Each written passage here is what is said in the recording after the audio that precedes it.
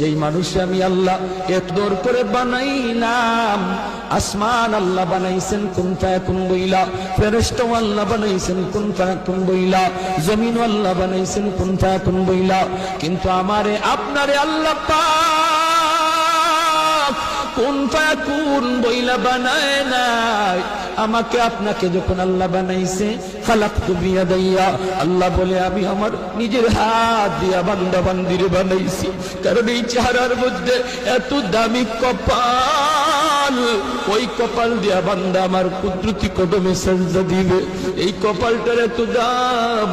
এই কপাল কুন ফায়াকুন বললে হয় না, এই কপাল ফেরেশতাদের হাতে বানাইলেও হয় না, আমি আল্লাহ নিজের হাতে বানাইছি। ইংলিশে অনার্স পড়ুয়া একটা যুবক, সে যদি নবীর সুন্নাত তরিকায় চললো, আল্লাহরে ভয় কইরা সব গুনাহ থেকে বাঁচলো, তুমি কেন